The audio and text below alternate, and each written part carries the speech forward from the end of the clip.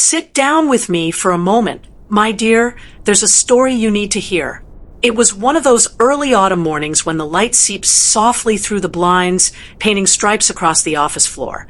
And you realize the world outside your window moves with a rhythm that feels both familiar and distant. I was 32, working at a mid-sized accounting firm downtown, a place where everyone thought they were busy, yet only a few truly noticed the work that mattered. My name is Eleanor Grant, though most called me Ellie. I had been there for 7 years, quietly earning a reputation for being meticulous, competent, the one everyone counted on when a spreadsheet didn't balance or a report needed last-minute revisions. Not because I sought recognition, mind you. No, I just knew the work had to be done. And, my dear, there's a certain peace in doing your work well, even when no one notices. But peace, as you'll see, is a fragile thing when someone else is quietly setting traps. The Monday I first noticed the shift, the office hummed with its usual monotone, printers whirring, keyboards clacking, the faint murmur of colleagues discussing deadlines. It was early, the aroma of burnt coffee hanging in the air, just enough to remind you that the day had begun, but not quite enough to stir energy into the weary bones.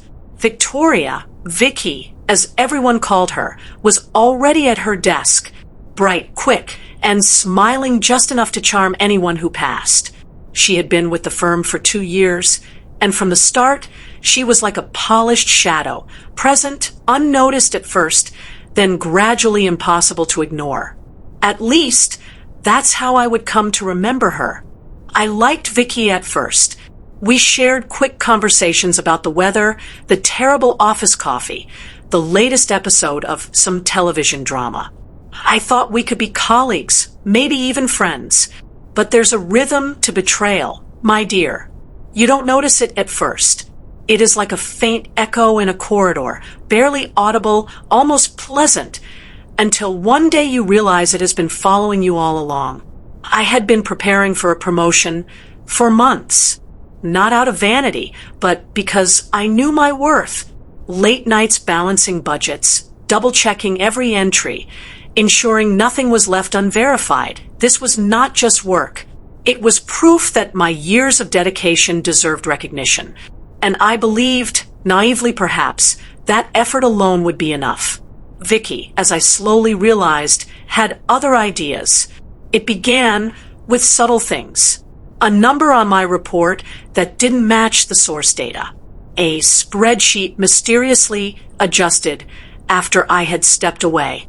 A casual comment in a meeting that made my carefully prepared point sound uncertain. Small things. Insignificant if you didn't notice. But I noticed. I noticed.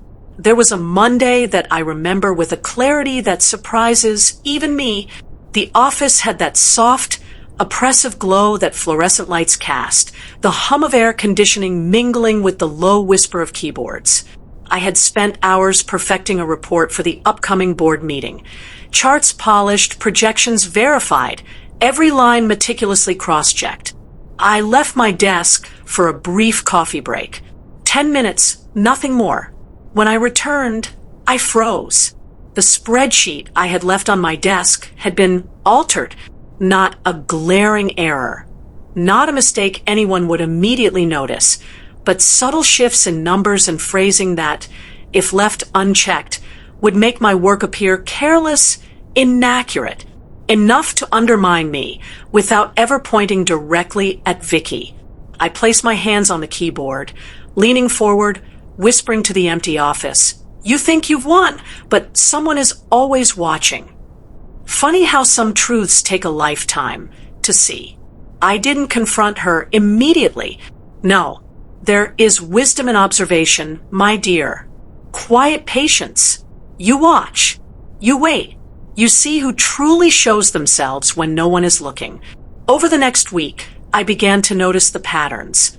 Emails that forgot attachments, shared documents subtly altered, small remarks in meetings that chipped away at my credibility without anyone realizing.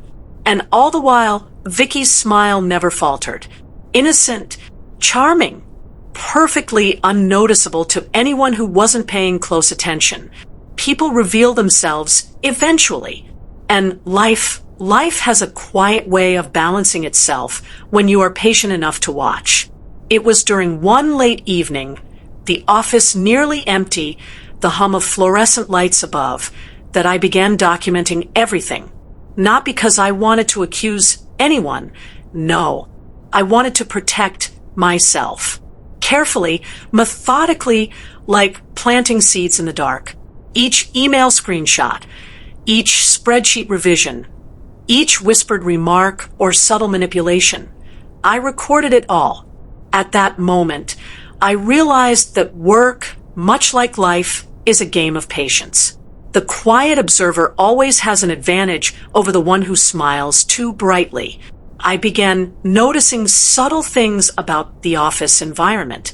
How the manager, who usually nodded at my suggestions, now smiled approvingly at hers. How colleagues who once consulted me first started including Vicky in decisions I had handled for years. Little nudges, small gestures, but together they painted a picture. And so I waited. I also began reflecting on myself. How I had built my life quietly around diligence, trust, and being someone colleagues could count on. In so many ways, I had overlooked the fact that dependability can make you invisible. People expect you to carry burdens, notice mistakes, clean up small messes, and remain steady no matter what. It's a lonely realization.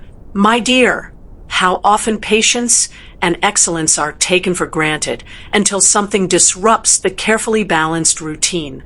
That week, the tension thickened. I arrived early, stayed late, reviewed every line of work, and carefully watched Vicky's movements. Every smile, every pause, every casual remark became a piece of the puzzle. By the time Friday came, I had evidence, enough to protect myself, and enough to reveal the truth if the time came. And that, my dear, is the beginning of preparation.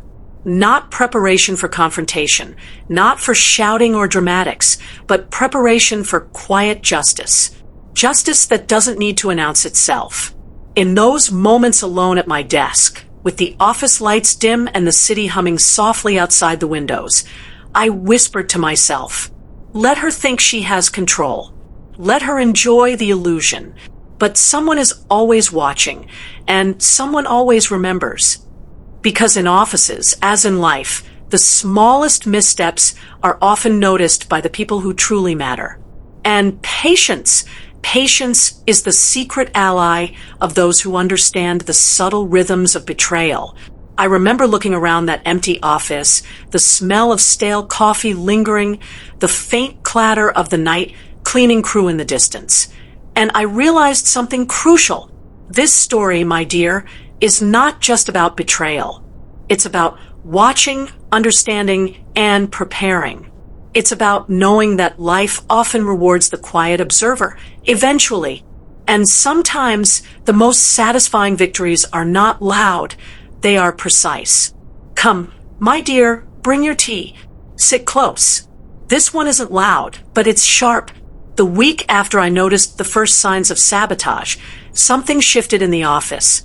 Not in a dramatic way. No shouting, no slamming doors. Just subtle ripples in the daily rhythm, like a pond disturbed by a stone no one saw fall. Vicky continued to smile, her charm a gentle weapon. She laughed just enough, leaned in at the right moments, asked just enough questions to appear attentive. To anyone else, she seemed like a model colleague, friendly, cooperative, approachable. But to me, I saw the pattern behind the smile. The tiny, almost imperceptible nudges that made my careful work appear slightly off. I could feel it before anyone else did. The small delay in approving my requests, the quiet praise she received for things I had done, the way others started relying on her judgment without consulting me first. It was all so subtle that it almost didn't matter. Almost. I began documenting everything more deliberately now. Each altered spreadsheet, each overlooked email, Each casual remark in meetings became a piece of a larger story. I kept notes, detailed and precise, in a little journal I carried in my bag. Every time Vicky helped with my work, or worse, subtly undermined it, I wrote it down, not because I wanted to be vindictive. No, I wrote it down because, as Annie Jo would say, justice is quiet until it's ready to arrive. I started noticing her patterns outside the obvious work hours, too. How she lingered near the printer when I was making copies. How she seemed to appear at my side whenever I walked into the break room. How she always had just enough questions in meetings to make my proposals seem uncertain. It's strange, my dear, how someone can be present in all the right ways to hide the wrong ones. One day, my manager, Mr. Caldwell, called me into his office. A small, stuffy room lined with bookshelves and awards that glinted under the fluorescent light. He was leaning back in his chair, fingers steepled, and a faint smile that suggested curiosity more than concern. "Ellie," he began, "I've noticed some inconsistencies in the recent reports. It's unusual because your work is always, well, steady, very dependable." He paused, as if searching for the right word. "Do you think there might be an explanation?" I smiled politely, suppressing the irritation that burned quietly inside me. "I double-checked everything, sir. I believe everything is accurate on my end." He nodded slowly. "Good. I trust your judgment. Just be vigilant. You know how things can shift around here." And there it was, the first glimpse of subtle favoritism toward Vicky. Not blatant, not mean-spirited, just a quiet alignment of attention that had been slowly tipping the scales. I felt the familiar tug of patience, the quiet nudge of preparation. Back at my desk, I allowed myself a small reflection. People often underestimate the power of consistency. Being steady, dependable, someone others can count on. It doesn't make you invincible. It makes you invisible until someone decides to test the boundaries. And Vicky had decided. Over the next few days, the tension deepened. Meetings became exercises in careful observation. I watched her speak, watched how others responded. Every nod, every smile, every side comment became meaningful. I could see the invisible threads she wove to redirect credit, to obscure my role, to make my work appear less polished. I felt the heat of injustice rise quietly within me, not loud or dramatic, just a simmering fire of awareness. I wasn't angry, not yet. I was strategic. I was waiting, watching, preparing.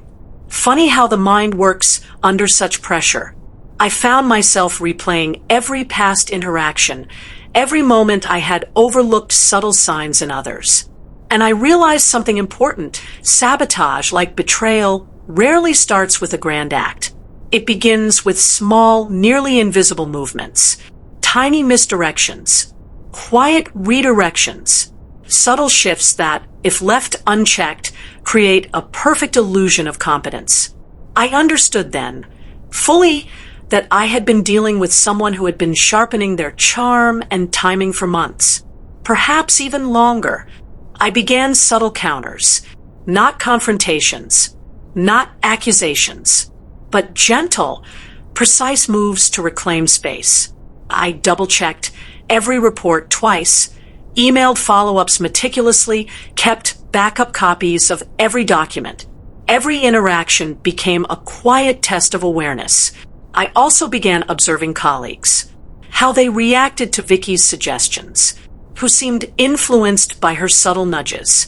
And slowly, a network of small observations formed in my mind, a map of influence, of unnoticed power. One particular Thursday stands out. The office was quiet, the usual hum of activity muted, almost reverent.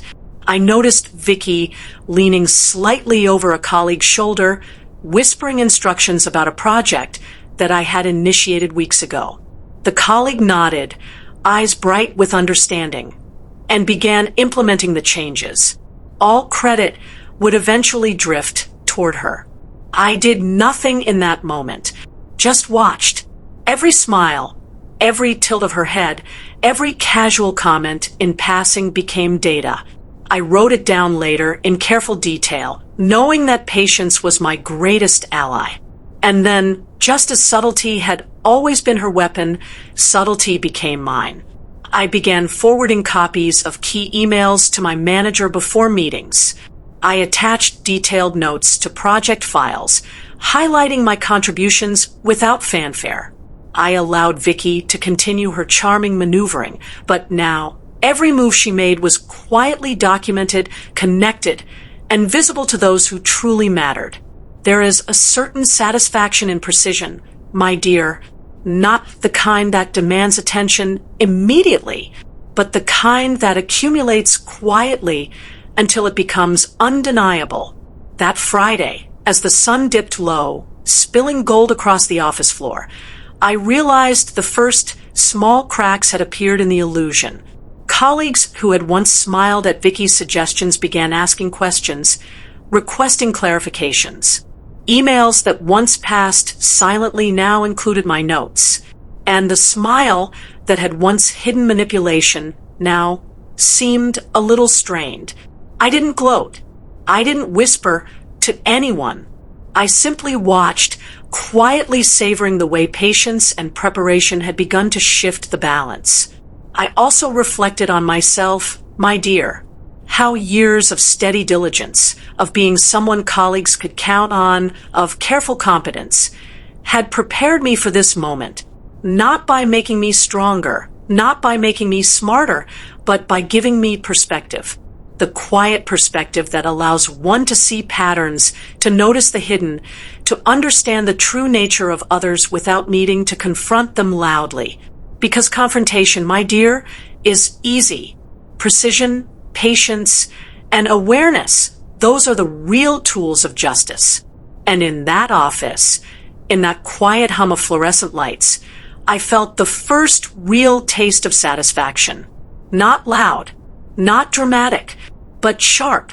I whispered to myself as I organized my notes, sipping my lukewarm coffee. This is only the beginning. She may think she's in control, but someone is always watching. Someone remembers. Life has a way of teaching us lessons we never asked for, and this one came to me late.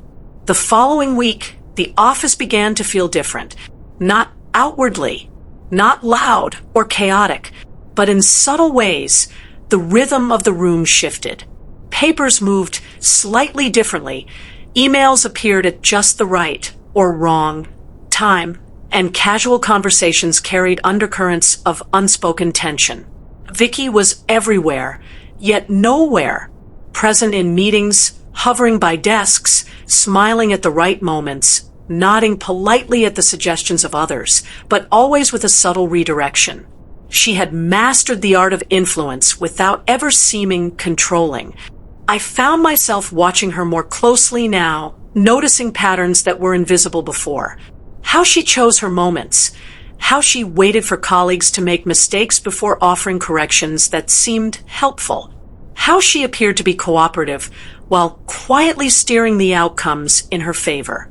It was a careful dance, one she executed flawlessly. And yet, my careful observation was beginning to uncover it. That Monday, a team meeting was called to review the quarterly budget projections. I had prepared my slides meticulously. Charts, forecasts, projections, all double-checked, all clearly documented. I stepped into the conference room, laptop in hand, confident in my preparation. Vicky was there before me, chatting quietly with a few colleagues. When I set up my presentation, she offered a smile, a tilt of her head, an innocent question about a data point. "Oh, Ellie, did you include the revised revenue figures from last week?" she asked, voice soft, almost curious. I froze for the briefest second, heart quickening. Those figures had been included meticulously, but she knew how to plant doubt without raising suspicion. I smiled, calm, measured. Yes, I cross-checked everything with accounting yesterday. The numbers reflect the latest data. Her smile never wavered. The others seemed unconcerned, but I felt the subtle tension, the invisible tug of power shifting in small increments. Funny how some lessons arrive in whispers. I realized then that Vicky's strength was not in overt sabotage. It was in the slow erosion of confidence around her, a misplaced doubt here, a casual correction there. And soon people questioned the work of the steady, the dependable, the ones they could count on.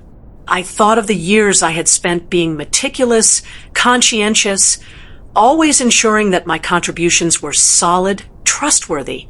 I realized now that diligence alone is not always enough. One must also be visible in the right ways, vocal when necessary, and prepared to protect one's space quietly but firmly. Over the next few days, the tension grew. I continued documenting everything, each subtle act of undermining recorded with careful precision. I even began to anticipate her moves. A spreadsheet would mysteriously need clarification just before a meeting. A colleague would repeat her suggestion without acknowledging my input.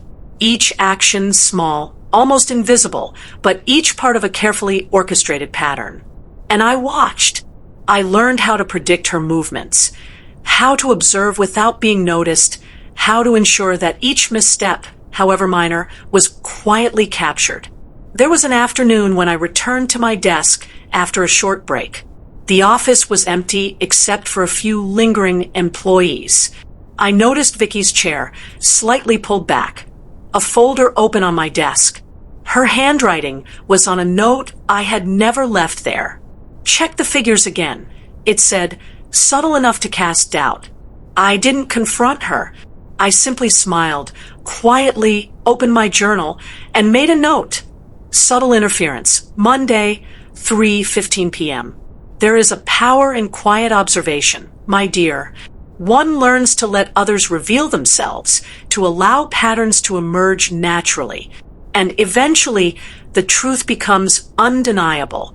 By midweek, I noticed colleagues starting to hedge their trust slightly toward her, the effect of her careful manipulations evident.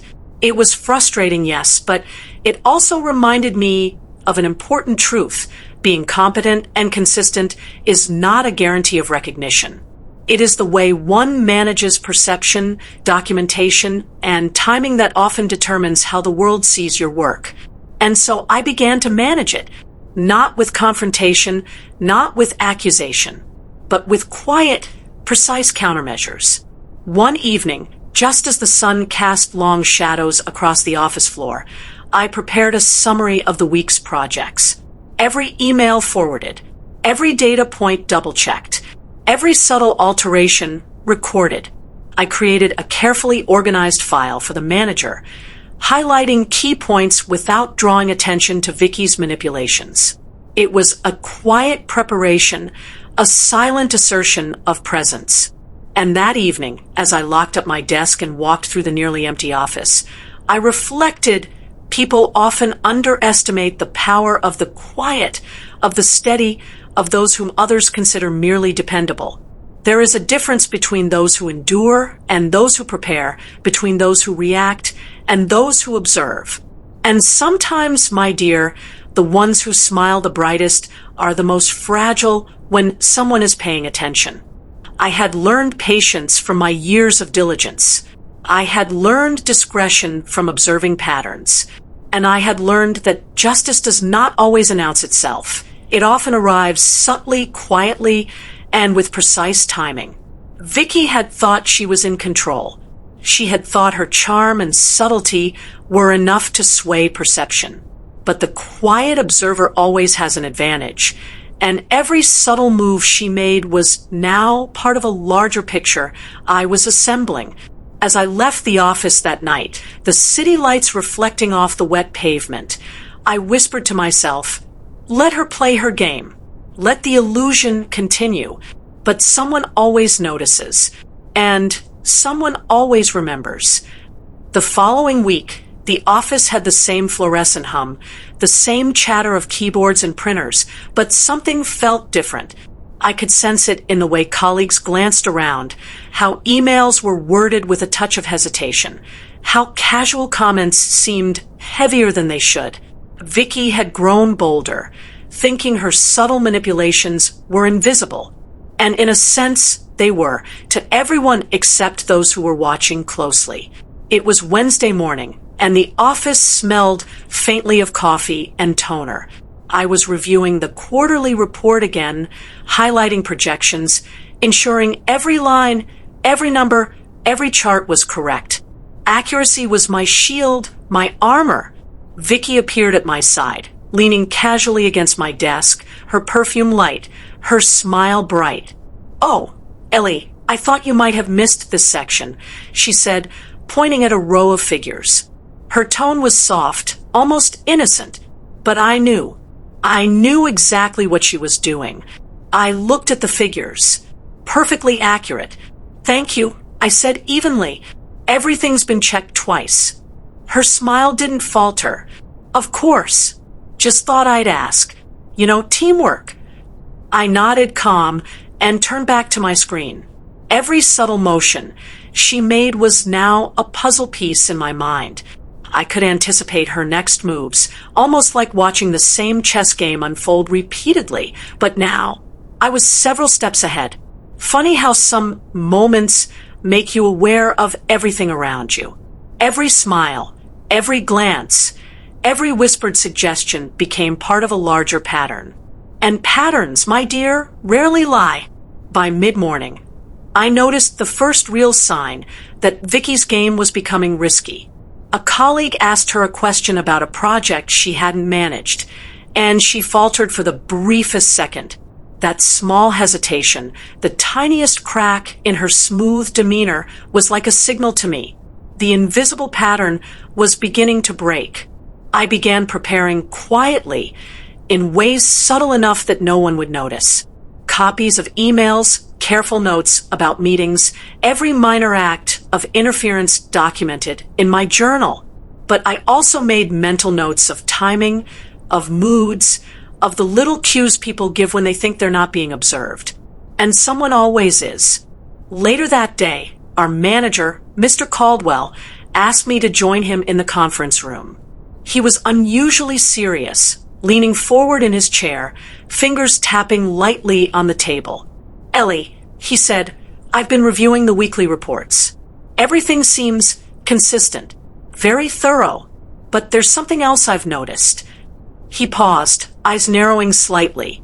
"I think there might be some influence on the numbers, some adjustments that weren't communicated." I smiled quietly, sipping my coffee. "Yes, sir. I've noticed some discrepancies myself, and have been documenting them carefully." He nodded slowly, as if confirming what he suspected. "Good. Keep at it, and keep me informed." I left the room with a subtle thrill, not because I was seeking vindication, but because awareness had begun to turn the tide. Someone above us was watching. Someone important. The next few days were a careful dance. Vicky continued her maneuvers, but the atmosphere had changed. Her charm no longer worked as flawlessly. Colleagues began asking questions, pausing to check facts, and subtly including me in decisions they might have otherwise left solely to her. It was quiet progress, almost imperceptible, but in an office, quiet progress is often more powerful than loud confrontation. One afternoon, as sunlight poured through the blinds and dust motes floated lazily in the air, I noticed something that would later prove pivotal. Vicky had left a printed spreadsheet on the communal desk, marked with subtle alterations that could have misled anyone who glanced too quickly. I picked it up, made a copy, and carefully annotated every figure. Then I sent it to Mr. Caldwell with a brief note. "Review attached spreadsheet. Figures checked and documented." That simple act, my dear, was a turning point. The unseen eyes of leadership had been alerted. The invisible thread connecting Vicky's manipulations to my careful documentation was now forming a clear pattern. And I reflected quietly, people often think influence is about charm, about visibility, about who speaks the loudest. But influence can be subtle. It can be small, nearly invisible. And yet, when observed with care, it becomes unmistakable. I felt the first stirrings of patience paying off. The office was no longer a neutral space. It was a chessboard. Every move mattered. Every smile, every question, every innocent suggestion had consequences. By the end of the week, Vicky was beginning to sense something herself. Her confidence flickered, just slightly, in the small way she shifted in her chair or paused mid-sentence. The subtle cracks in her facade had started to show. I didn't gloat. I didn't whisper. I simply observed, quietly savoring the slow, inevitable shift. And as I left the office that Friday evening, the sun casting long, gold-streaked shadows across the parking lot, I whispered to myself, "Keep playing your game, my dear. Keep weaving your charm. But someone above is watching. And someone below has been paying attention all along." The stage was now set.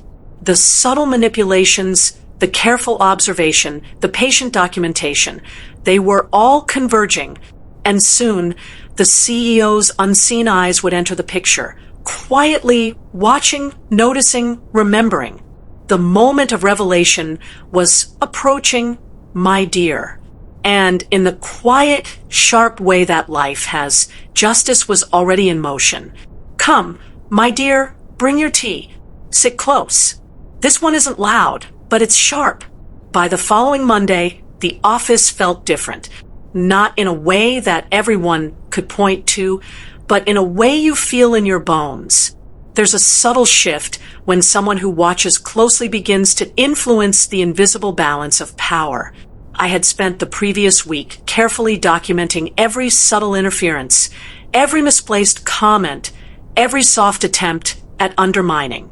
And now, it was about to meet someone who had the final say, though none of us realized it yet. The morning started like any other. The hum of the copier, the click of keyboards, the faint aroma of brewed coffee mingling with the recycled office air. Vicky arrived with her usual smile, as though nothing had changed, as though her quiet manipulations were still invisible. But I noticed. I always noticed. She leaned slightly over a colleague's shoulder, offering advice, redirecting questions, and nodding as though she were the benevolent guide. But her timing was slightly off. The subtle cracks were appearing in the rhythm she thought she controlled. Mid-morning, the CEO, Mr. Harrison, arrived unexpectedly, tall, deliberate, with an air that made everyone instinctively sit straighter. He didn't say much at first. He simply observed, walked the floor, checked a few documents, asked a couple of casual questions, and then he paused near Vicky's desk. There was nothing dramatic in his pause, no raised voice, no glaring stare, just a quiet assessment. Eyes flicking over the neatly stacked reports, the carefully worded emails, the spreadsheets that had been subtly altered to mislead. I watched from across the office, a calm smile touching my lips. The stage had been set. Vicky, for all her careful maneuvering, had never accounted for someone who saw without being drawn in, someone who observed without interruption. And Mr. Harrison had that skill in abundance. Later that afternoon, a meeting was called. The room smelled faintly of coffee and anticipation. Colleagues shuffled papers, adjusted their seats, glanced at one another with mild anxiety. Vicky smiled, confident. She had played this game for months, maybe years. She believed herself untouchable. I entered, quietly taking my seat. Laptop ready, notes prepared, patience sharp as a finely honed blade. The meeting began.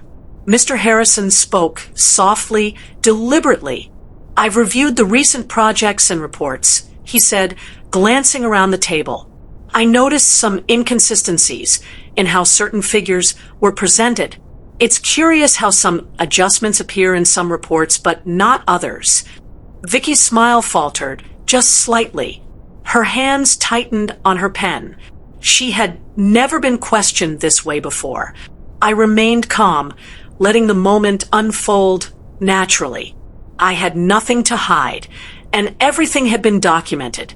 Every soft manipulation she had attempted was now part of a clear pattern. He continued, voice steady. I'd like to understand who has been responsible for preparing these reports, who has been ensuring accuracy. Eyes shifted. Vicky's gaze met mine briefly, a flicker of alarm passing in her expression. But I simply nodded slightly as though to say, patience, dear. Let it unfold.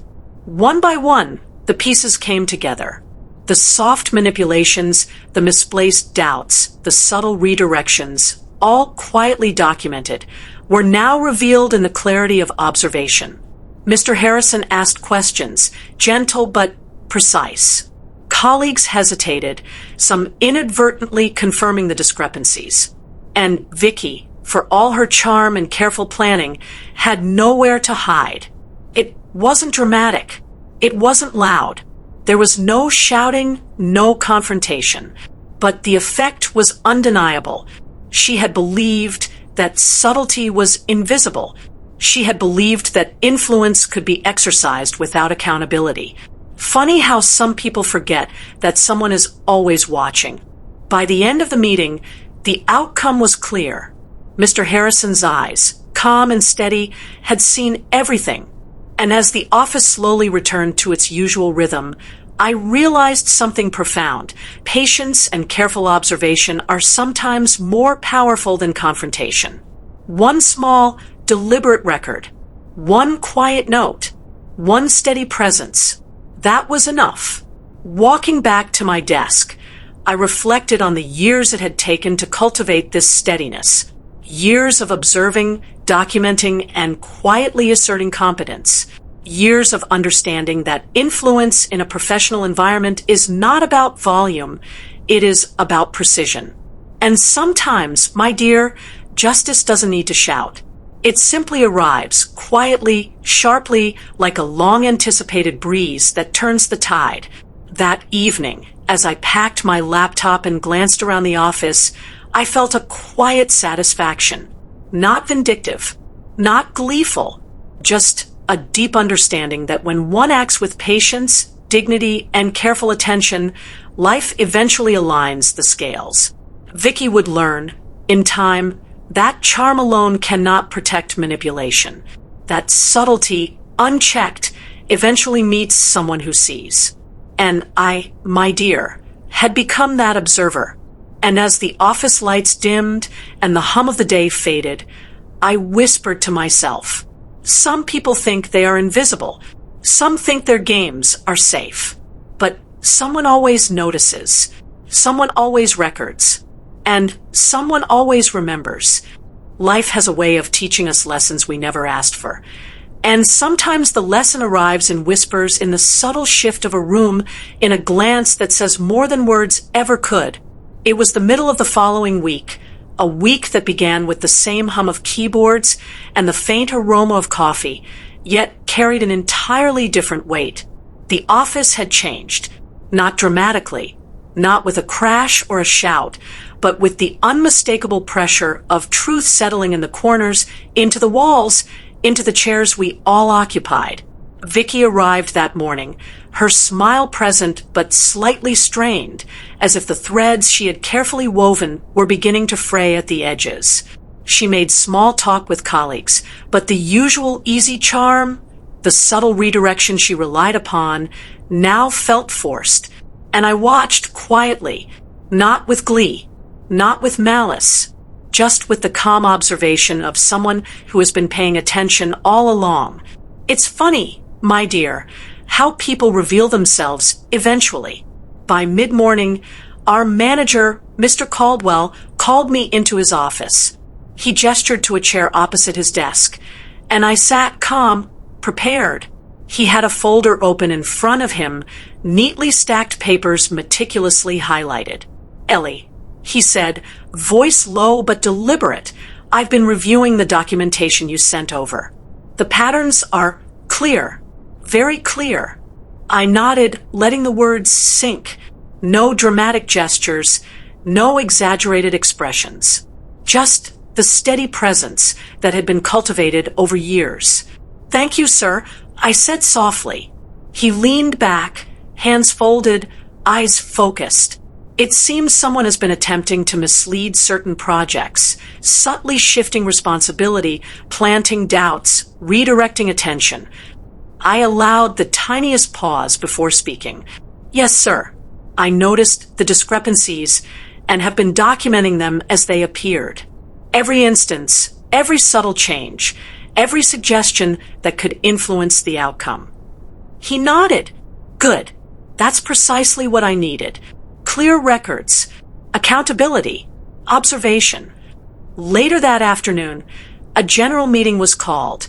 The air was taut, heavy with anticipation, though none of us fully understood why at the moment. Vicky, confident at first, carried herself with her usual ease, but as the meeting began, she could not hide the subtle cracks. Mr. Harrison entered the room unexpectedly, quiet but commanding attention. No dramatic gestures, just presence. And in that presence, Vicky felt it. A subtle unease that wasn't there before. He addressed the room slowly, methodically. "I've been reviewing project reports, communications, and documentation. Some of the information circulating appears inconsistent, and it's important to clarify responsibilities and accountability." Eyes flicked toward Vicky. Slight shifts in posture. Small breaths, unsteady. My own hands rested calmly on my notes. I made no sudden moves, no displays of triumph. I simply observed, quietly, funny how patience can be far more satisfying than victory. One by one, the details came forward. My careful documentation intersected perfectly with Mr. Harrison's observations. The discrepancies, subtle as they had been, could no longer be dismissed. Vicky's attempts to influence and redirect attention became transparent under the combined lens of my records and the CEO's scrutiny. And still, she tried to maintain composure. A smile, a casual comment, a polite nod, but the tension was unmistakable. She could feel the weight of accountability settling around her, though no one had raised a finger in accusation yet. I reflected quietly, as Annie Jo always does. There is a power in observation, in quiet preparation, in steady diligence. One does not need to shout or confront aggressively. One does not need to make drama or spectacle. The truth, when patiently gathered, reveals itself in its own time. And sometimes, my dear, the quietest actions are the most powerful. By the end of the meeting, the CEO's decision was evident in the subtle gestures, the reassignment of responsibilities, the gentle redirection of tasks. Vicky was not humiliated. There were no loud accusations. She was simply outmaneuvered by the invisible threads she had failed to anticipate, the threads I had quietly woven through observation and documentation. And the office felt lighter somehow, as though a fog had lifted. Walking back to my desk, I felt the years of careful attention, patience, and steady diligence coalesce into a quiet satisfaction. Not pride, not vengeance, just the deep, calm understanding that integrity, when exercised consistently, always finds its own path. I glanced at Vicky across the room. Her face was composed, her posture maintained, yet the subtle shift in her confidence spoke volumes. She had learned, albeit quietly, that actions, no matter how subtle, have consequences. And as I packed my laptop that evening, watching the sunlight fade into long shadows across the office floor, I whispered to myself, some people believe charm is enough. Some believe subtlety protects them. But when someone observes with patience, precision, and calm diligence, the truth is revealed. Always. I was about to gather my papers when Mr. Harrison's voice stopped everyone from leaving. "Just a moment," he said calmly. The room froze again. Chairs that had begun to scrape against the floor settled back into place. A few people exchanged curious glances. Even the air seemed to pause. Mr. Harrison opened the folder in front of him once more. "There is one more thing we need to address," he said. His eyes moved slowly around the table before settling on a set of printed emails. My heart didn't race, but I could feel the weight of the moment settling into the room like a slow tide. Vicky's smile returned, but this time it was tighter, more careful. "Some of these communications," Mr. Harrison continued, tapping the papers lightly, suggest that certain project decisions were influenced before they ever reached management review. No one spoke, and then he said something that made the entire room still. "I'd like to look at those decisions more closely." Vicky's pen stopped moving. "That was the moment I realized something important, my dear. The meeting we had just experienced, the one everyone thought was the resolution, was only the beginning. And what came next would reveal far more than anyone in that room was prepared for. Come a little closer, my dear. This is where the story begins to breathe differently. You remember where we left off." Mr. Harrison had just opened that folder again. The room, which had begun to relax after what everyone thought was the end of the meeting, became still all over again. Chairs stopped moving. Papers that had been gathering into neat stacks remained untouched. Even the quiet hum of the air conditioning seemed suddenly louder. "Just a moment," Mr. Harrison said calmly. His voice was never loud, but it carried something stronger than volume. Authority, yes, but more than that, certainty. He lifted a few sheets of paper from the folder. "These communications," he continued slowly, "show a pattern that doesn't quite match the explanations we've heard so far." No one spoke, not because we were afraid, because we all understood something important was about to happen. Across the table, Vicky sat perfectly still. If you didn't know her well, you might have thought she was calm. But I had spent months watching her small movements, the subtle tells she never realized she had. Her fingers were wrapped around her pen a little too tightly. Her smile had become careful. Mr. Harrison placed one of the papers on the table. "This email," he said, "was sent 2 days before the revised budget report was submitted." He turned slightly toward the group. "It suggests that certain project adjustments were discussed before they were officially documented." A murmur moved gently through the room. Not loud, just the quiet ripple of realization, because we all remembered that budget report, the one that had suddenly made it appear as though certain mistakes had come from my department, mistakes that, as it turned out, had never actually existed. Mr. Harrison looked up again. "Vicky," he said, his tone still calm, "would you like to clarify this message?" For a moment she didn't move. Then she leaned forward slightly, that familiar polished composure returning to her face. "Oh, that," she said lightly, "that was just an early discussion. Nothing official. It was a good answer. Quick, smooth, harmless on the surface." But Mr. Harrison didn't respond right away. Instead, he lifted another page. And this one, another email. This one dated the morning of the report submission. In it, someone had written that the revised numbers should be shared carefully so the leadership team understands where the responsibility lies. The room grew even quieter because now the pattern was becoming visible, not just to me, to everyone. Vicky's smile remained, but it had lost some of its brightness. "Well," she said gently, "those were just internal conversations. Everyone here knows how collaborative our team is." Collaborative. Funny word, my dear. Sometimes people use words like that when they're trying to hide something underneath them. Mr. Harrison folded his hands. "Yes," he said softly. "Collaboration is important." Then he looked around the room. But collaboration doesn't usually involve redirecting accountability.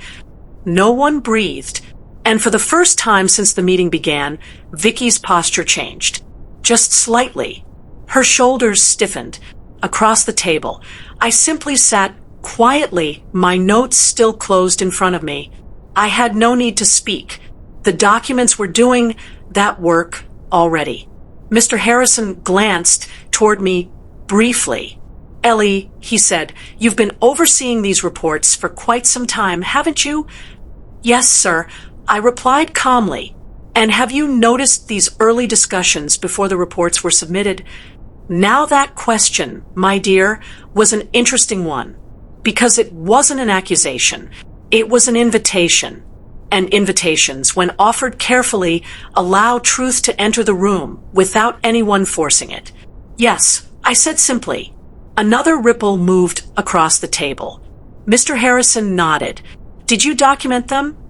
I opened my folder then. Not dramatically, just quietly. Inside were the notes I had been keeping for months. Dates, messages, small adjustments in numbers, the subtle suggestions that certain explanations should sound clearer in meetings. "I did," I said. I slid the folder across the table.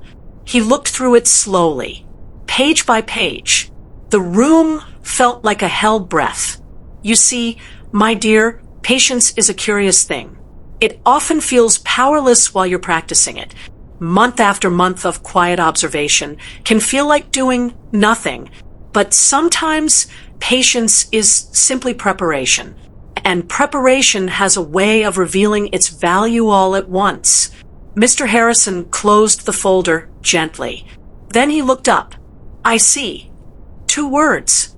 Soft, but heavy. He turned his attention back toward Vicky. These records suggest that several of the discrepancies we discussed earlier were anticipated before they appeared in official reports. Vicky opened her mouth to respond, but no words came out at first. That polished confidence she carried so effortlessly had finally met something stronger than charm. Documentation. Truth written down. Time-stamped. Patiently collected.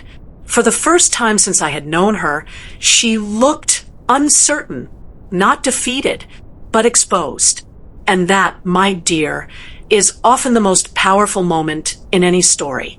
Not the shouting, not the punishment, but the quiet instant when someone realizes the room can finally see what they thought was invisible. Mr. Harrison stood. "I believe we have enough information for now," he said. The meeting was not explosive. There were no dramatic accusations. No raised voices, just a calm understanding that something had been revealed, something that could no longer be ignored. As people slowly began gathering their papers, I noticed the small changes around the room. Colleagues who had once looked to Vicky for guidance were now avoiding her gaze. Others glanced toward me with a kind of quiet respect that hadn't been there before. Not admiration exactly, recognition of steadiness. And that, my dear, is a powerful currency in any workplace. When we left the room, Vicky walked past me without speaking. Her steps were slower than usual. For the first time in months, she didn't look like someone controlling the room. She looked like someone trying to understand how she had lost it. I gathered my notes calmly and walked back to my desk. The office felt different again. Not tense this time. Balanced. And as I sat down, I realized something Auntie Jo has learned over the years. Sometimes justice doesn't arrive like thunder. Sometimes it arrives quietly in a folder of notes, a careful question, and a room finally willing to see the truth. My dear, bring your tea. This is the part where the room begins to breathe again, but differently, where quiet consequences ripple through every corner without anyone raising a hand. The day after the meeting, the office felt lighter, but it wasn't obvious at first. You wouldn't catch it in a glance. It wasn't in the way chairs were arranged or in the clatter of keyboards. No, it was subtler than that. It was in the pauses between conversations, the careful way people exchanged emails, the almost imperceptible straightening of shoulders. Vicky arrived that morning, her usual polish intact, but there was a tension there she couldn't quite hide. Not tension born of fear, not terror, just awareness. Awareness that the carefully constructed bubble she had been floating in for months had been punctured. I watched her from my desk, my own movements quiet, almost invisible. She spoke to a colleague with a smile that no longer carried the same confidence. She tried, my dear. Yes, she tried to reclaim the rhythm she had controlled for so long. But the rhythm had changed. Funny how some truths take months to sink in, and some only moments. Emails arrived differently that day. Requests that might have been buried or diverted before were answered directly. Clarifications that previously would have circled through layers of manipulation now came cleanly, without hesitation. And the most fascinating part, people began to speak to me differently. Not loudly, not to praise, simply with a respect that was earned quietly over years of steady, observant work. It's a curious thing, my dear. Respect that comes without dramatics feels heavier somehow. It lingers. It doesn't need to be repeated or displayed. It grows in small nods, in subtle acknowledgments. Even the break room felt lighter. Conversations no longer paused when Vicky entered. She tried to dominate the small space with her presence, but it no longer bent around her. Others laughed freely, shared ideas openly, and while she smiled, it was a more cautious smile now, a polite acknowledgement of a room she had no longer mastered completely.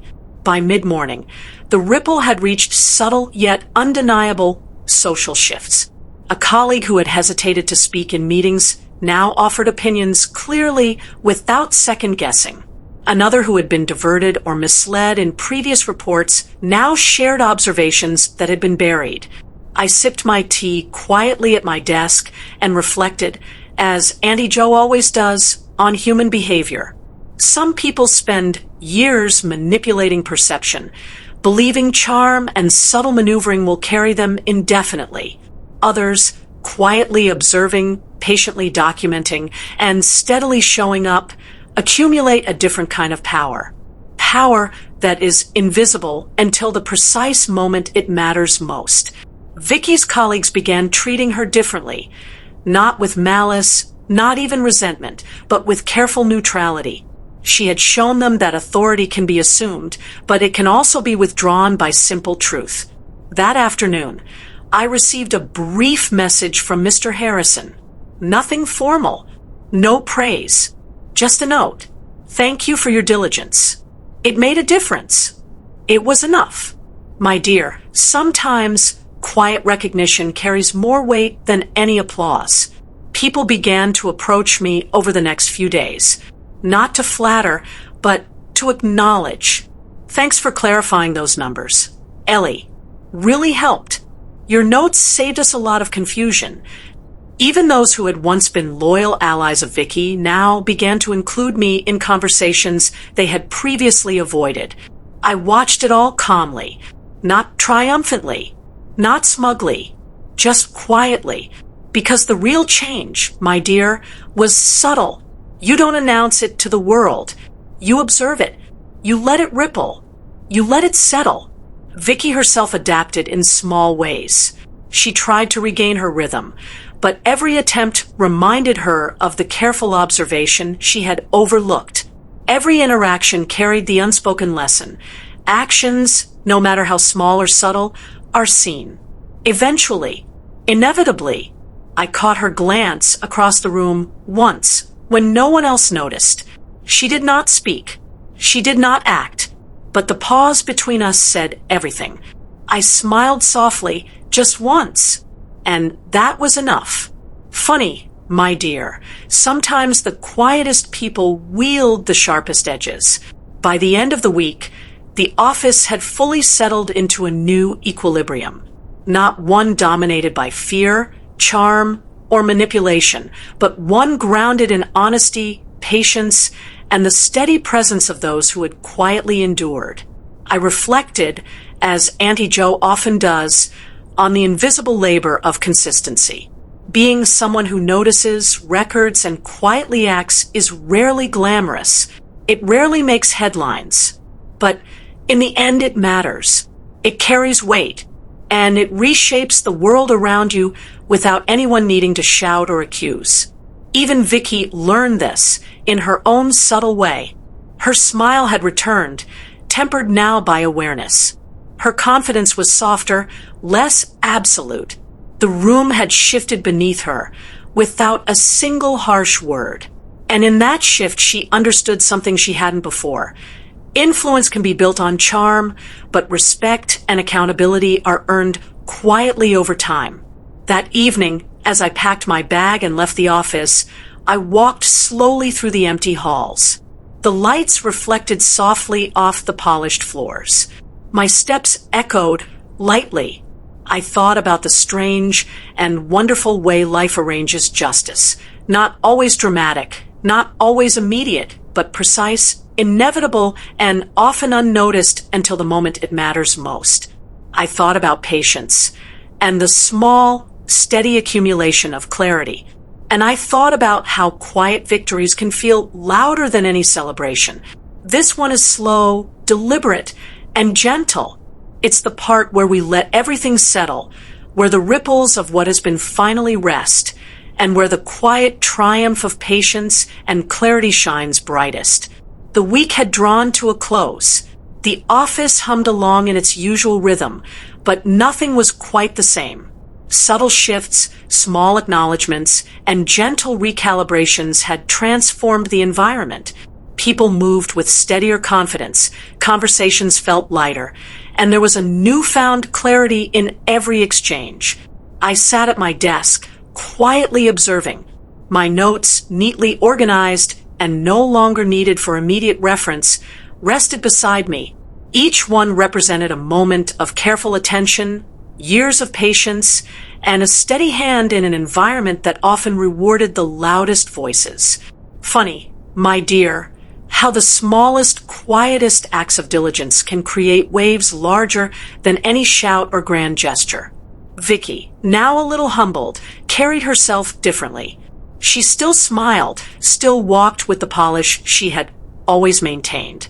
But the subtle power of observation, accountability, and integrity had marked her.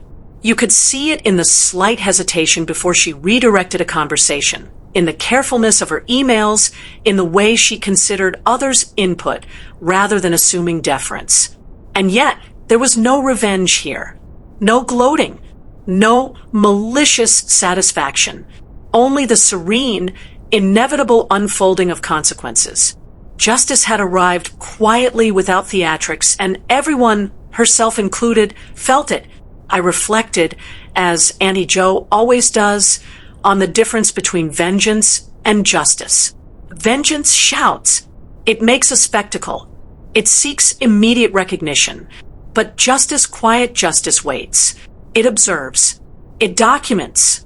It acts with precision. And when it lands, the satisfaction is deep, lasting, and profoundly internal. Later that evening, I walked home through the streets bathed in fading sunlight. The air held a gentle warmth, a reminder that even after tension, there is calm. I paused for a moment, watching children play in a quiet park, listening to the faint hum of traffic in the distance. Life, my dear, continues in its small, ordinary rhythms, even after quiet upheaval. Funny, isn't it? Sometimes the calmest presence, the one who merely observes and acts with integrity, holds the sharpest edge. At home, I poured my evening tea. The steam curled slowly, carrying the scent of chamomile and a hint of lavender.